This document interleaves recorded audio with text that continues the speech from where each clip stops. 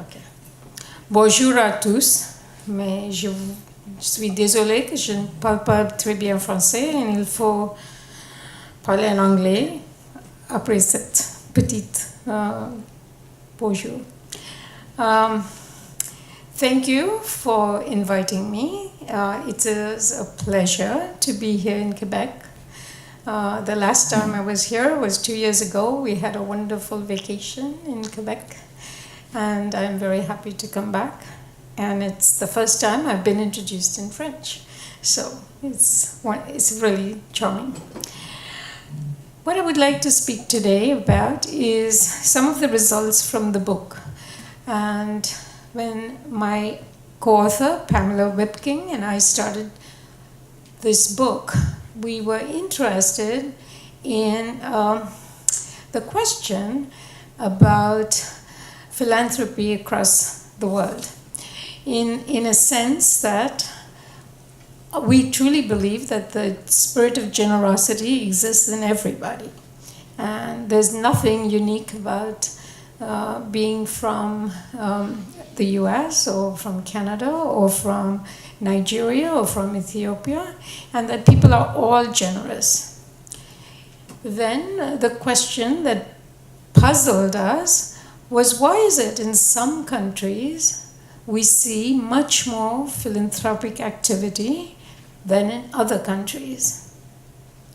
We did not believe that people are less generous in one culture or another, but there might be some other factors that might explain the differences in different countries. So this was our main sort of puzzle. I like all my research to start with some kind of puzzle that I don't understand. And we decided that we would like to investigate this. It was an immense project because we had to understand this across different countries, and we had to rely on our social networks and professional networks to get people to agree to be part of this project. And we were very, very grateful that most countries where data exists were willing to be collaborators on this project. So, whilst we're very honored to be editors of this book, it could not have happened without all the authors that contributed, and some of the authors are sitting here, and it was a wonderful project to be doing. So let me tell you, I cannot obviously tell you what happens in each country, but what we did was looking at all of the data that our authors gave us. We tried to distill something from it to understand the original question we started with. Is why is it in some countries we see greater amounts of philanthropic activity? And today, philanthropic activity I'm going to talk about is giving money. But I understand and fully aware that philanthropic activity is not only about giving money. It is about giving time, it's about caring for your neighbors. It's much more than just giving money. But it is already an immense project. So for this particular book, we concentrated on one particular form of philanthropic activity, and that was the giving of money. So with this comments, let me go to...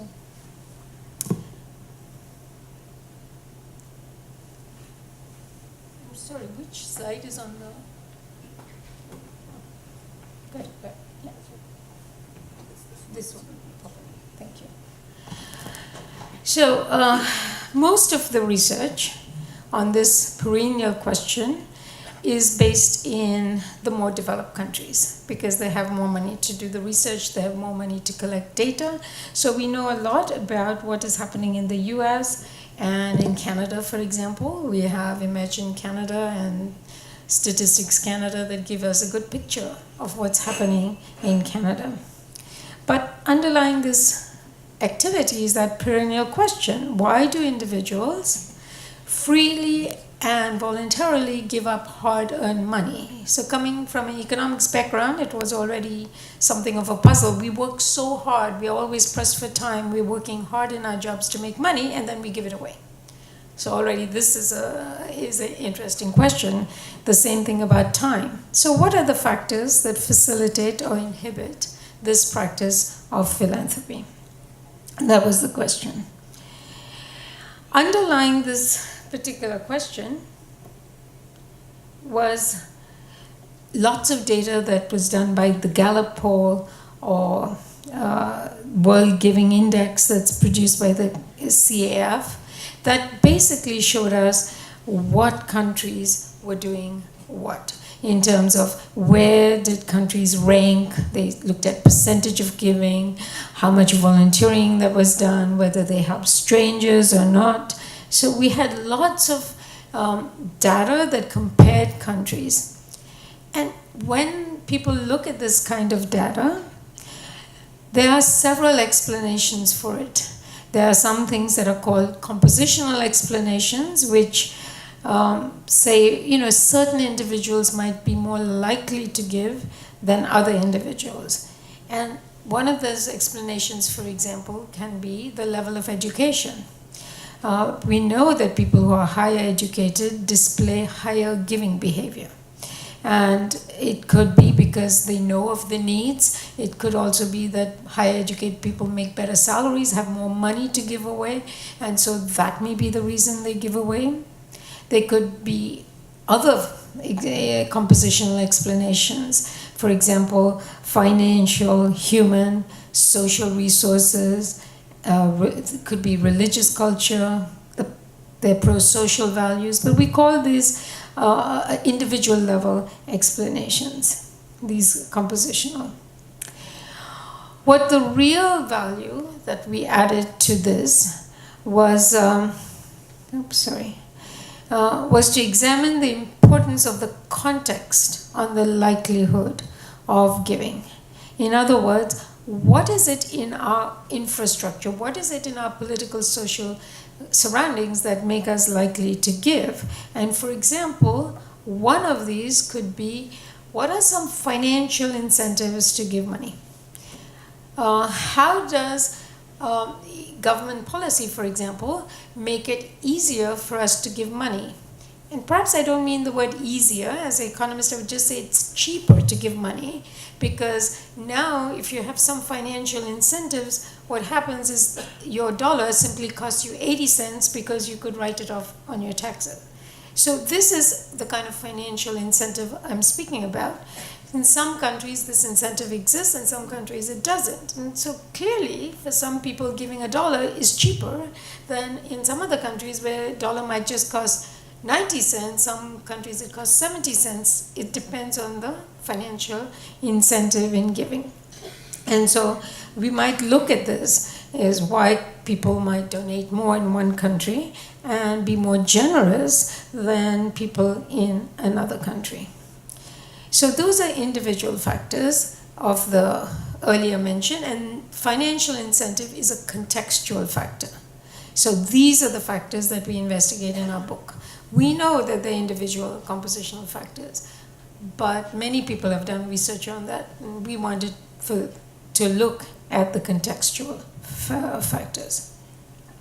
So then our goal was to facilitate a much more nuanced and increased understanding of the practice of philanthropy and the factors that drive philanthropy across different nations. With the idea that this is something that can be changed. This is something where social policy and financial and public policy can impact philanthropic giving in countries. So, some of the sort of contextual and theoretical explanations for this are the social origins theory, which basically says that it depends on the socio-political culture in a society. It depends whether you have a government that provides a lot of the welfare social services or a government that is much more laissez-faire and lets people and private initiative look at giving this.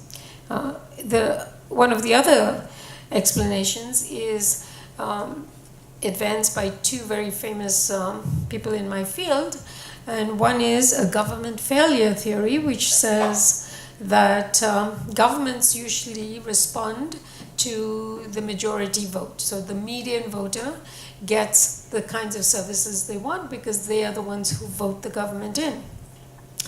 And a lot of people who are not part of this majority do not get the services that they want, and the nonprofit sector, through philanthropic activity and also through government support, tends to provide these services. And this often happens in countries where the population is very heterogeneous, which is mostly countries that have a lot of immigrant populations where there are many different needs and all the needs are not met by government. The other theory in my field is the market failure theory, which says the markets will not provide certain goods and services and looks to the either government to provide it, and when governments don't provide it, looks to the nonprofit sector to provide it, and it's often in services where there is a requirement of trust. And so some of the kinds of services provided by the sector, the nonprofit sector, is those that require some trust. And I'll come back to this question of trust a little bit later. It depends on government policies. So, like I said, financial incentives, but it's also financial support. So there are two kinds of things: financial tax incentives and also the support to philanthropic organizations, like exemption from certain taxes, some special advantages, also contracting with this particular sector. This is the kind of government support.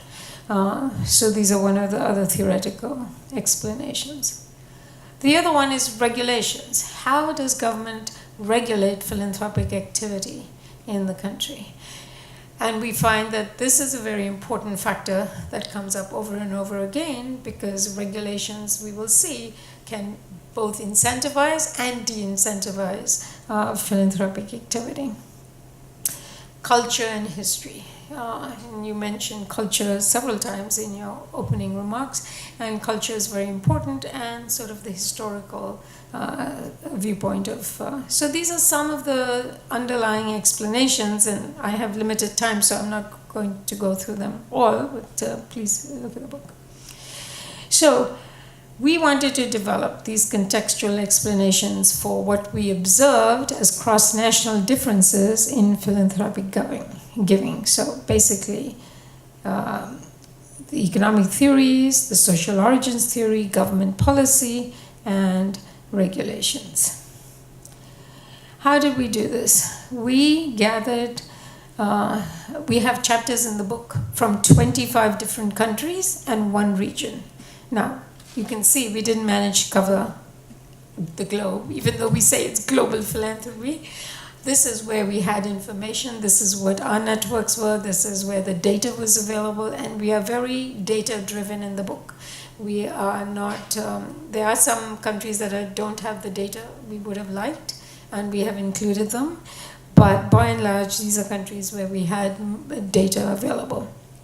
So as you see, we don't cover, we cross out all the countries that we didn't cover. So this is the book. I cannot but acknowledge the help of our research assistants, Valentina Rayman and Valerie Kersel. They were very important in the writing of the book. So the concluding chapters in the book, each chapter is on one country, and then we have some concluding chapters in the book. And this provides us with how religious culture influences giving, the tax regimes, the organization of fundraising, the social origins, as I mentioned, and the government's support for the nonprofit sector. So we have additional chapters that are more than just the book. And what I'm going to conclude on, spend a little more time on, is the facilitating factors from a cross-national position. We want to identify these factors. So what we asked is we asked all contributing authors to identify what factors facilitated or inhibited philanthropy in their countries, and to submit it to that. And there were 26 countries, 26 set of authors that participated in this, and we eventually got 136 facilitating and inhibiting factors from all of them. When we got these factors, we did a thematic analysis and we identified some themes that were in all of these 136 facilitating or inhibiting factors. We wanted to know what promotes and what also doesn't promote. And we found 8 we were able to narrow it down to 8 facilitating factors. And this is what I'm going to concentrate on now. The first one is the culture of philanthropy. And how is the nonprofit sector and how is philanthropy perceived to be instrumental in providing us the public goods and services we need? Is philanthropy openly discussed? So this is very important in a sense that this would tell us how does each country see what is the culture? Is the philanthropic sector regarded with respect? Is it seen as an important partner in providing goods and services, or is it something residual that is happening on the side? Is it supplementary to government activity, or is it not? So basically, what is the culture of the philanthropy in a country? Another issue that comes up is philanthropic activity discussed openly? Are they proud? Do they celebrate philanthropy? Do they honor big philanthropists in a country? Is this in the media? Is it not in the media? So basically, how are people talking about philanthropy in a culture? The second was trust. And I said I'll come back to trust. And public trust in how do people trust the charitable sector? Do people trust philanthropic activity as being legitimate, credible, not just some scam artist trying to make money off you? Are they respected? What is the level of trust in society of the charitable sector, of philanthropic activity? Do we believe that they do something important? This is a very important factor in what promotes philanthropy in a country. The next one of the identifying factors were what are the regulatory and legislative frameworks. Now this is interesting because it works 2 ways. On one hand, regulatory and legislative frameworks can enhance donor trust. It can, that some regulations on the charitable sector, for us in the US it's the 501c3, it's a tax registration, but this gives a signal of credibility to the general public that somebody's watching over the sector as to what they're doing and what they're allowed to do. It also increases effectiveness in the sector because they're made to be accountable. So on one hand, this, you would argue, promotes more philanthropic activity. But we find that on the other hand, it also can dissuade people. And in countries like China or something where the administrative burden is very heavy, people don't want to get involved in philanthropic activity. And so the administrative burden can be immense, and that can dissuade the amount of philanthropic activity. Or it can be seen as a way to increase the control of the state on philanthropic activities, and that will inhibit people giving to the particular sector. So this is very important. So in some countries it was certainly seen as a way, a thumbs up, and in some countries this was seen as a thumbs down in terms of the way this was organized. We feel that basically we found that regulatory and legislative frameworks generally enhance the philanthropic activity, especially in democratic countries where this is insane. The next one is fiscal incentives. And it was the first time we were able to examine this outside the US and to see what kind of, and it's not true that all countries across the globe have the same kind of incentives to give. And we know that incentives work because you should see the number of donations made in the month of December before you have to file your taxes. So yes, I think people would give regardless of the tax incentive, but they wouldn't give as much because now it's cheaper to give. but people are generous. We know that it doesn't completely change giving, but it certainly does incentivize people to give. And so it was the first time we could look outside. So for example, in Austria, it was very recently that they put in financial incentives. Before there were no incentives, and though they're still limited to certain subsectors of the nonprofit sector. So it's not over across all the countries. The next was the state of the nonprofit sector. This was very interesting to find that it was the levels of organization. How organized is the nonprofit sector in the country? And that was an important factor, is a factor that promoted philanthropic activity. Was this sector well funded, well organized, and professionally run? And did it have some kind of representative organizations, such as umbrella organizations? And what kind of relationships did the sector have with the government, with the corporate sector? This made a big difference in promoting philanthropic giving. We have a side chapter. This is not one of our factors, but it's the professionalization of fundraising. It really mattered. Philanthropic activity, we know people give when they're asked. That's the number one reason why people give, because somebody asked you to give. Well, how professional is the fundraising regime in the country? So it ranged from top to bottom, and I've put some country flags around to show how advanced the professional fundraising regimes are in some countries and not so advanced in other countries. And this proved to be an interesting factor which talked about the level of giving. And actually it's no surprise if we know that people give when they're asked. How professional?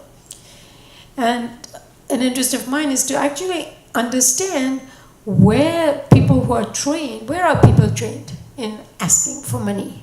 It's a very difficult ask to ask people for their money, and so it has to be done in the right way, and the professionalization of the fundraising regimes in each country really dictated how high the philanthropic activity is. The next factor, number 6, was political and economic stability or growth. Clearly in countries where there's political instability, like Lebanon, people are worried about other things on their mind. They're not worried about giving money. Maybe they don't even have money to give, and certainly in these particular places, we don't expect there to be higher levels of philanthropic giving. And this instability can reduce the amount of philanthropic giving. Economic growth is also a factor. More popular, more countries that do well economically also give more. And one interesting example is of South Korea. Since it became, it used to be an aid-receiving nation about 55 years ago. There was a lot of money coming in from different countries. It's now aid-giving, and clearly that has to do with its economic growth, and that's true for Taiwan as well. So economic growth had something to do with it. The other idea is population. Population changes also tell us about how philanthropic activity is. We know that older people, more religious people, educated people tend to give more. And as populations are aging, the baby boomers aging, we expect large amounts of money inherited to go to philanthropic giving. Now, there's not much we can do about that in terms of policy.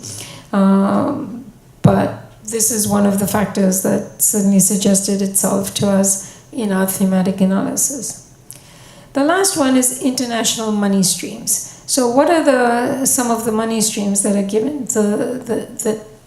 There is official development assistance, there's money through non-governmental agencies, there's tourism, that's a lot of tourism that is involved in philanthropic activity, religious institutions, and remittances. Remittances actually form a large part of philanthropic activity in developing countries because a lot of people send money home to their home countries, And as they get wealthier, they find that it's not enough to send money to help their own family members, but they send money back to their own villages to build wells or to build schools, and it's a form of philanthropic activity. So these are some of the things that came up in the international money streams.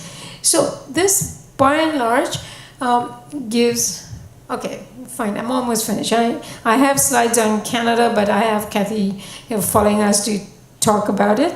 So I will just wrap up with talking about these 8 facilitating factors. And in the book, they actually tell us in which country which factors seem to be much more prominent. And I don't have time, but I do not encourage you to buy the book. It's too expensive, but get your libraries to buy it, or get your organizations. Please don't try to get personal copies. As I told Vincent, it's even too expensive for me to buy my own book. So no, I'm not promoting my book for you to buy, but really try and get a copy if you're interested. And it's a great reference book because we ask each country author to give us the same format so you can flip between country to country to see what's going on. And then we have these other chapters that conclude on each of these facilitating factors across different countries in giving. I'll be very happy then to talk about them later. So the last thing I want to talk about is we're writing a paper on the Matthew effect of giving, and we're talking about the one part, the more organized the philanthropic sector is in a country, the more it will garner in public support through donations.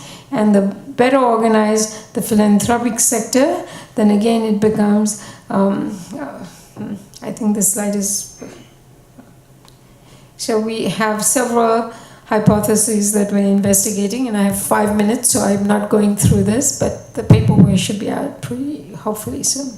What I do want to tell you is that we have a database that we are going to make available publicly in about half a year to a year. This is our ambition. So any one of you can go onto our website. We will have a website. We have a website called the Center for Global Generosity.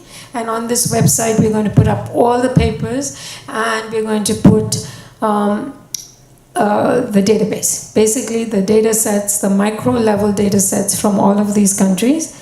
And we are going to also include contextual variables in this data set that is going to be available to the public, to all of you. And if anybody's interested in doing research or interested in knowing about what's happening in the countries, we invite you. Let me know. We'll invite you to join our Center of Global Generosity, and we hope that the data we've collected will give a lot of impetus to research on global philanthropy. And by making it publicly available, we invite all of you. So on behalf of my co-author Pamela Wipking and me, thank you for listening to our presentation, and welcome to our Center of Global Generosity if you need any of the more information. Thanks.